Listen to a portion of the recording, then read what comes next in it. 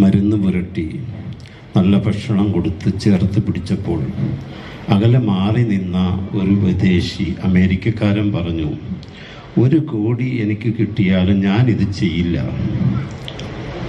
Mother Teresa അതിന് കൊടുത്ത മറുപടി, 100 കോടി കിട്ടിയാലും ഞാനും ചെയ്യില്ല.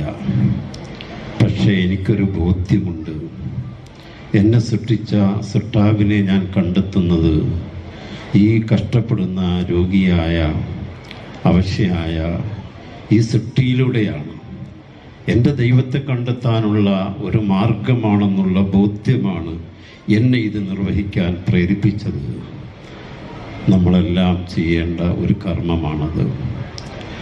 നാം നല്ല വീടുകളിൽ കിടന്നിട്ട് ചെറ്റക്കൂരയിൽ ചോർന്നലിക്കുന്ന വീട്ടിൽ നമ്മുടെ സഹജീവികൾ നമ്മുടെ പരിസരത്ത് കഴിയുമ്പോൾ നമ്മുടെ കൊട്ടാരത്തിന്, നമ്മുടെ രമ്യകർമ്മത്തിന് എന്ത് മനോഹരമാണുള്ളത്.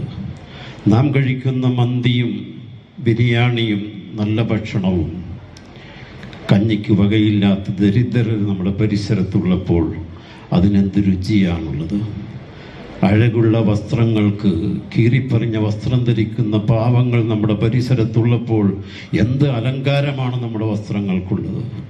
നാം പോകുന്ന ടൂറുകൾക്ക് എന്ത് ആനന്ദമാണുള്ളത്.